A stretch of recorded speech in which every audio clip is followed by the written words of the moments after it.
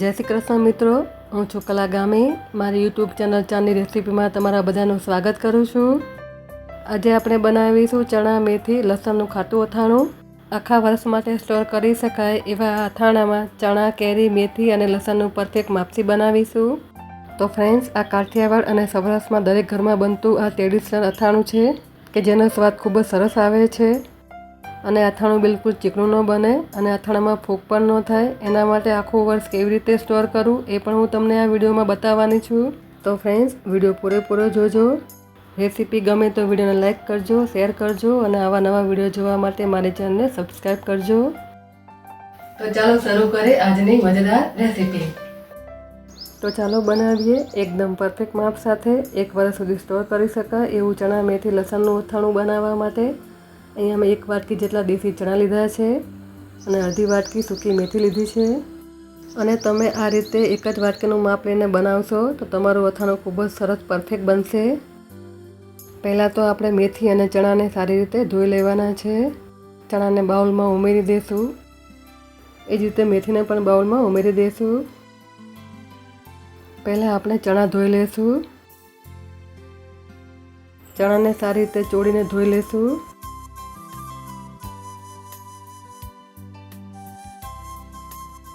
પાણી ઘાટી નાખીશું અને હજી એક વખત પાણીથી ધોઈ લઈશું. અહીંયા ચણાને મેં 2 પાણીથી ધોઈ લીધા છે. એવી જ રીતે મેથીને પણ સારી રીતે હાથેથી ચોળીને 2 પાણીથી ધોઈ લઈશું. મેથી અને ચણાને સારી રીતે ધોઈ પછી જ પલાળવાના છે.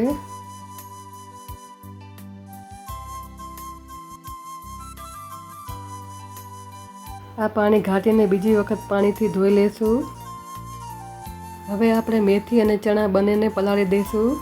એક વાતનું ખાસ ધ્યાન રાખવું કે મેથી અને ચણાને આપણે ઠંડા પાણીમાં જ પલાળવાના છે. બંનેમાં આપણે ગરમ પાણીનો ઉપયોગ નથી કરવાનો. આપણે અહીંયા આ વાટકીના માપથી જ આખું અથાણું બનાવીશું. અહીંયા મેં આ જ વાટકીથી 1 વાટકી જેટલા દેશી ચણા લીધા છે અને આ જ વાટકીથી મેં અડધી વાટકી મેથી લીધી છે. મેથી અને ચણાને આપણે ઢાંકીને 5 થી 6 કલાક માટે પલાળવા દઈશું. મેથી અને ચણા છે એના કરતાં ડબલ થઈ જશે. બંને વસ્તુને ઢાંકીને સાઈડ ઉપર મૂકી દઈશું. મેથી અને ચણાને પલાળ્યા પછી આપણે કેરીને પણ સમારી લઈશું. તો અહીંયા મેં 500 ગ્રામ જેટલી તોતાપુરી કેરી લીધી છે.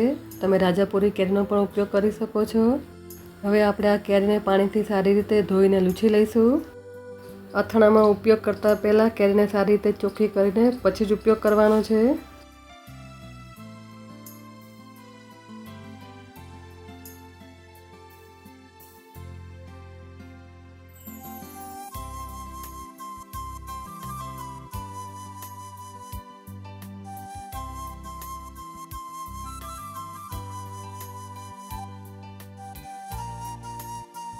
કેરીનો ઉપરનો ભાગ અને નીચેના ભાગને અલગ કરી લઈશું. હવે આપણે કેરીની છાલ ઉતારી લઈશું. આવી સફેદ કેરી હોય એવી જ કેરીનો ઉપયોગ કરવાનો છે. જો અથાણામાં થોડીક એવી પાકી કેરી લેશો તો અથાણાનો સ્વાદ બગડશે અને લાંબા ટાઈમે અથાણું બગડવાની પણ શક્યતા રહે છે. અહીંયા મેં પહેલાં 3 કેરીનો ઉપયોગ કર્યો છે. આ એક કેરીનો ઉપયોગ આપણે જરૂર પડશે તો પાછળથી ઉપયોગ કરીશું, કારણ કે આપણે અહીંયા વાટકીના માપથી જ અથાણું બનાવવાનું છે. હવે આપણે કેરીને આ રીતે કાપીને નાના નાના પીસમાં કટ કરી લઈશું.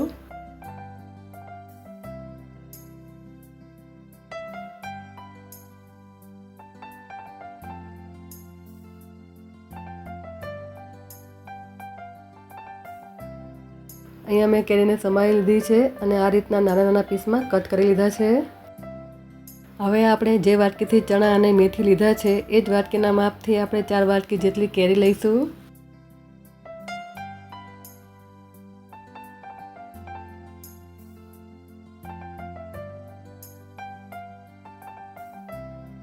અહીંયા આપણે 3 વાટકી જેટલી કેરી થઈ છે.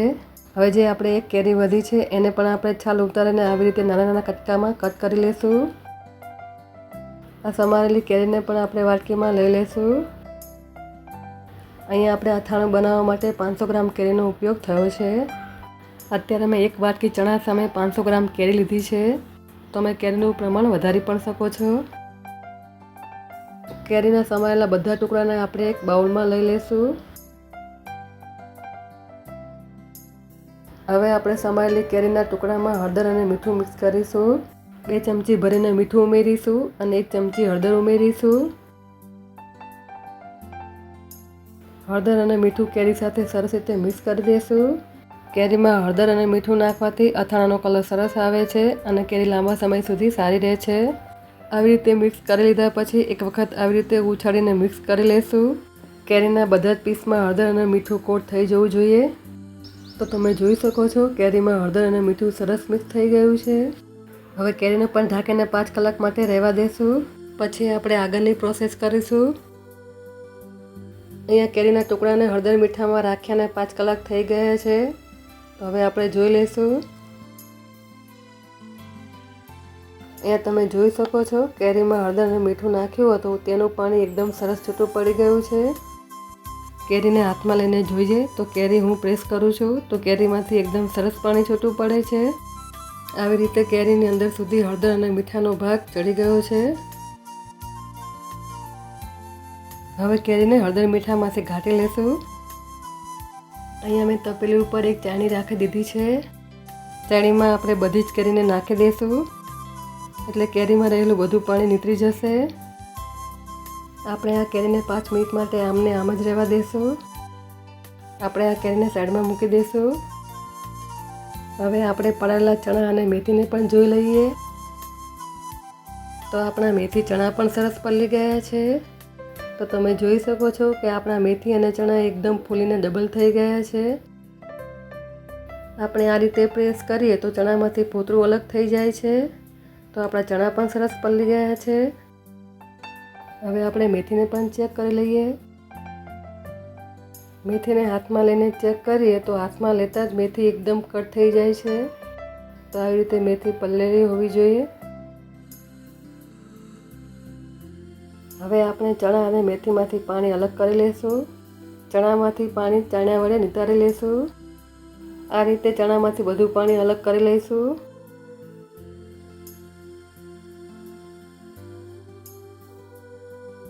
નિતારેલા ચણાને આપણે એક વાસણમાં લઈ લઈશું.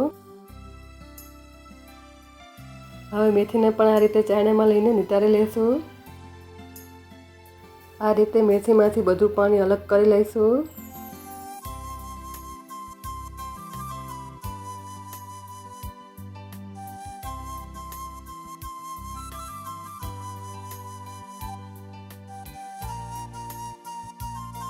હવે આપણે જે કેરી નિતારીને જે ખાટું પાણી ઘાટ્યું હતું તે જ પાણી આપણે ચણામાં ઉમેરી દઈશું. ચણા અને મેથીને આપણે 2 વખત પલાળવાના હોય છે. એક વખત સાદા પાણીમાં પલાળવાના અને બીજી વખત કેરીના ખાટા પાણીમાં પલાળવાના હોય છે. આ રીતે પ્રોસેસ કરવાથી ચણા મેથીનું અથાણું આખા વર્ષ સુધી ખરાબ નથી થતું. અહીંયા મેં ખાટું પાણી સાચવીને રાખેલું છે. આગળ મેં કેરી ગુંદાનું અથાણું બનાવેલું હતું. કેરી ગુંદાનું જે ખાટું પાણી વધ્યું હતું એને મેં આ રીતે ડબ્બામાં ભરીને ફ્રીજમાં સ્ટોર કરી રાખ્યું હતું. આ પાણીને આપણે અત્યારે ઉપયોગમાં લઈ લઈશું.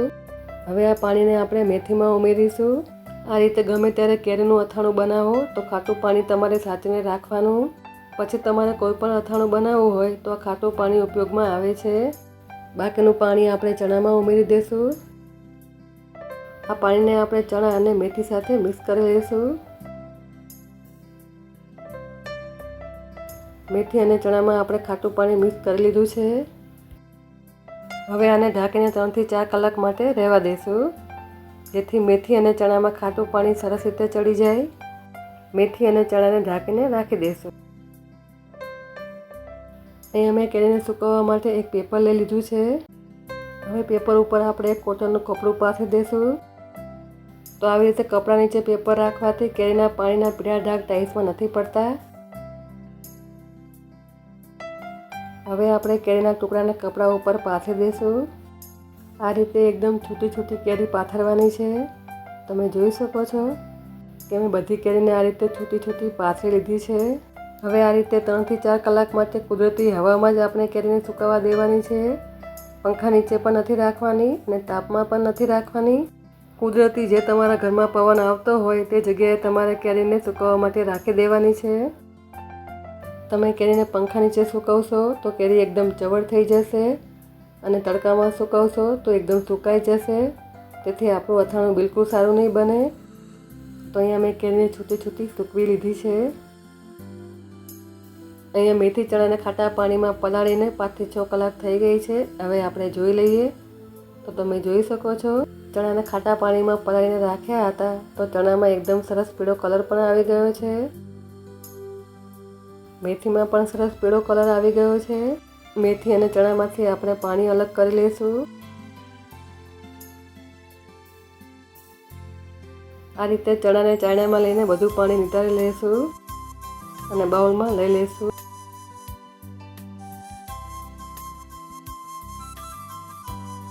હવે મેથીનું પાણી પણ આ રીતે નિતારી લઈશું.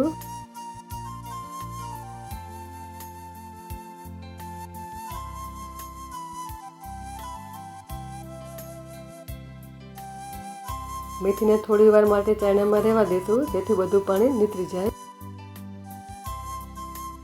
હવે આપણે કેરીના ટુકડાને કોટનના કપડા ઉપર સૂકવ્યા છે. તે જ રીતે આપણે મેથી અને ચણાને પણ કોટનના કપડા ઉપર સૂકવી દેવાના છે. ચણાને આપણે કોટનના કપડા ઉપર આ રીતે છૂટા છૂટા સૂકવી દઈશું. અહીંયા આપણે મેથી અને ચણાને પણ કુદરતી હવામાં સૂકવવા દેવાના છે, પંખા નીચે નથી સૂકવવાના. હવે મેથીને પણ આ જ રીતે છૂટી છૂટી સૂકવી દઈશું. મેથી અને ચણાને પણ આ રીતે કુદરતી હવામાં સૂકવવાના છે. પંખા નીચે કે તડકામાં સૂકવશો તો મેથી અને ચણા પાછા હતા એવા ને એવા ચવડ થઈ જશે. કેરી, ચણા અને મેથીને આપણે 3 થી 4 કલાક માટે સૂકવવા માટે રાખી દઈશું. હવે આપણા કેરી, મેથી અને ચણા સરસ સુકાઈ ગયા છે. તમે જોઈ શકો છો. અહીંયા આપણી કેરી પણ સરસ રીતે કોરી થઈ ગઈ છે. બિલકુલ પાણી સુકાઈ ગયું છે. ચણા પણ સરસ સુકાઈ ગયા છે. હાથમાં લેતા બિલકુલ ચોળતા પણ નથી. એકદમ સરસ કોરા થઈ ગયા છે. તો આ જ રીતે આપણે ચણાને સૂકવવાના છે. મેથી પણ સરસ સુકાઈ ગઈ છે. હાથમાં લેતા ચોળતી પણ નથી. એ પણ સરસ સુકાઈ ગઈ છે. અથાણાને આખું વર્ષ સ્ટોર કરવા માટે આ પ્રોસેસ ખાસ કરવી જરૂરી છે. તો હવે આવે છે મેઇન પોઈન્ટ કે અથાણામાં આપણે તેલ કેટલું ઉમેરવું. અહીંયા આપણે જે વાટકીથી ચણા, મેથી અને કેરી લીધી હતી એ જ વાટકીથી આપણે તેલનું માપ લઈશું. આ જ વાટકીના માપથી આપણે 4 વાટકી જેટલું તેલ એક વાસણમાં ઉમેરી દઈશું.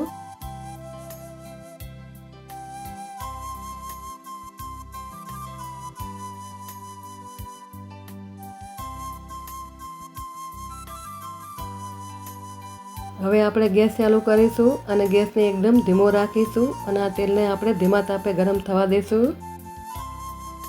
અહીંયા મેં એ જ વાટકીના માપથી અડધી વાટકી જેટલું લસણ લીધું છે. હવે આપણે લસણને આ રીતના 2 ટુકડા કરી લઈશું. આવી રીતે ટુકડા કરવાથી લસણમાં મસાલાનો ટેસ્ટ અંદર સુધી બેસી જાય છે અને આ લસણની કઢી સ્વાદમાં ખૂબ જ ટેસ્ટી લાગે છે. અથાણામાં લસણની કઢી ખાવાની ખૂબ જ મજા આવે છે. તમને જો વધારે લસણ પસંદ હોય તો તમે વધારે પણ ઉમેરી શકો છો. તો આ રીતે આપણે લસણને કટ કરી લીધું છે અને હવે આપણે લસણને ગરમ તેલમાં તળવાનું છે. આપણે લસણને તેલમાં એડ કરી દઈશું અને ફક્ત 1 જ મિનિટ માટે આપણે લસણને તળી લઈશું. લસણની કઢીને બિલકુલ લાલ તળવાની નથી, એ વાતનું ખાસ ધ્યાન રાખવું. ચણા, મેથી, લસણના અથાણા માટે લસણ આ રીતે તેલમાં તળવું ખૂબ જ જરૂરી છે. લસણને આવી રીતે 1 મિનિટ માટે તેલમાં તળવાથી લસણનો કાચો સ્વાદ જતો રહે છે અને લસણમાં એક સરસ મજાનો સ્વાદ આવે છે. લસણને આપણે આવું સફેદ રાખવાનું છે. બસ હવે આપણે લસણને તેલમાંથી બહાર કાઢી લઈશું.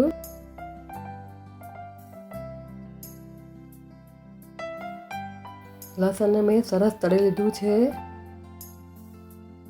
હવે આ તેલને આપણે નીચે ઉતારી લઈશું. હવે આપણે તેલ અને લસણને એકદમ ઠંડુ થવા દઈશું, પછી જ આપણે એનો ઉપયોગ કરીશું. હવે આપણે મસાલો બનાવીશું. મેં અહીંયા ખાટા અથાણાનો મસાલો લીધો છે, જેને મેથીનો સંભાર પણ કહેવામાં આવે છે અને તીખા અથાણાનો મસાલો પણ કહેવામાં આવે છે. આ તમને માર્કેટમાં આસાનીથી મળી જાય છે. હવે આપણે જે વાટકીથી ચણા લીધા છે એ જ વાટકીના માપથી 2 વાટકી ભરીને ખાટો અથાણાનો મસાલો લઈ લઈશું. અહીંયા મેં 2 વાટકી અથાણાનો મસાલો ભરી લીધો છે અને વજનમાં 250 ગ્રામ જેટલો થાય છે. હવે આપણે એક મોટું વાસણ લઈ લઈશું અને હવે સૌથી પહેલાં 2 વાટકી જેટલો અચાર મસાલો ઉમેરી દઈશું.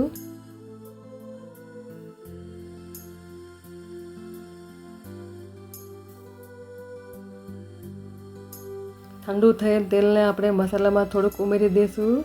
બાકીના તેલનો ઉપયોગ આપણે આગળ કરીશું. મસાલો તેલ સાથે સરસ રીતે મિક્સ કરી દઈશું.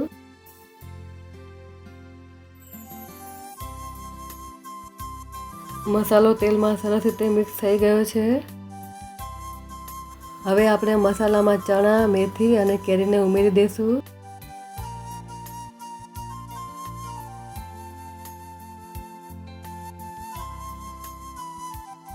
બધું સરસ રીતે મિક્સ કરી દઈશું. મસાલાને આપણે કેરી, ચણા અને મેથી સાથે સરસ રીતે મિક્સ કરી લેવાનો છે. મસાલો મિક્સ થઈ જાય પછી આપણે ઠંડુ થયેલી લસણની કળીઓને પણ ઉમેરી દઈશું અને મસાલા સાથે સરસ રીતે હલાવીને મિક્સ કરી દઈશું. અહીંયા મેં મસાલામાં તેલ સાથે બધું સરસ રીતે મિક્સ કરી લીધું છે.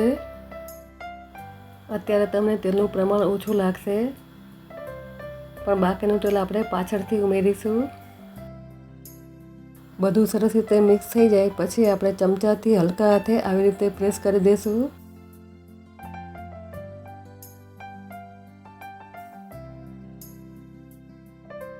હવે આપણે અથાણાને ઢાંકીને 2 દિવસ માટે આ રીતે બહાર જ રાખી દઈશું અને દિવસમાં એક વખત ઉપર નીચે કરીને હલાવી લઈશું. મેથી ચણાને ભેળવ્યાને 2 દિવસ થઈ ગયા છે, તો જોઈ લઈએ. તમે જોઈ શકો છો મેથી, ચણા અને લસણ કેરી સાથે સરસ રીતે મિક્સ થઈ ગયા છે. ચમચાથી એક વખત ઉપર નીચે કરી લઈશું. હવે જે આપણે ગરમ કરેલું તેલ છે એમાં થોડાક લસણના ફોતરા રહી ગયા છે, તો હવે આ તેલને આપણે ગળણીથી ગાળીને ઉમેરી દઈશું.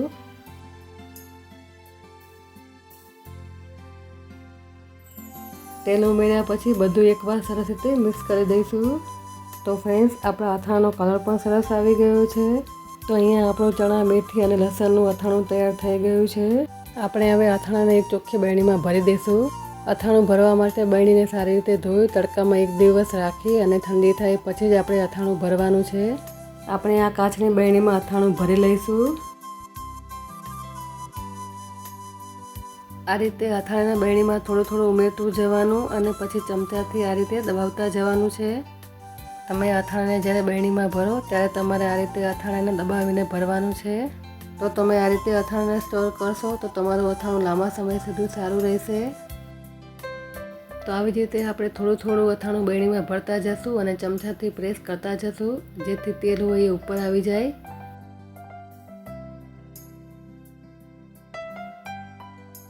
તો તમે જોઈ શકો છો કે મેં અથાણાને બરણીમાં સારી રીતે ભરી દીધું છે અને તેલ પણ ઉપર આવી ગયું છે.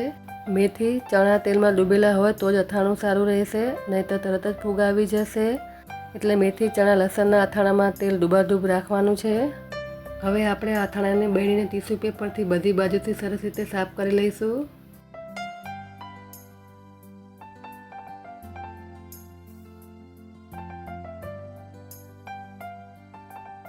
હવે આપણે બરણીનું ઢાંકણ બંધ કરી દઈશું. 1-2 દિવસમાં તમારું અથાણું ખાવા માટે તૈયાર થઈ જશે. અહીંયા તમે જોઈ શકો છો કે એકદમ સરસ ચણા, મેથી અને લસણનું અથાણું તૈયાર થઈ ગયું છે. હવે આપણે તૈયાર થયેલા ચણા, મેથી, લસણના અથાણાને એક બાઉલમાં સર્વ કરીશું.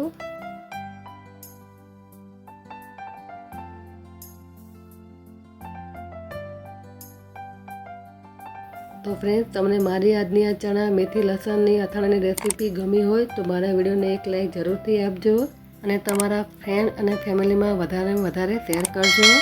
અને હજી સુધી મારી ચેનલ સબસ્ક્રાઈબ ન કર્યું હોય તો અત્યારે જ કરી લેજો. મારો વિડીયો જોવા બદલ તમારો ખૂબ ખૂબ આભાર. ફરી મળીશું આવી નવી રેસીપી સાથે. ત્યાં સુધી બધાને જય શ્રી કૃષ્ણ.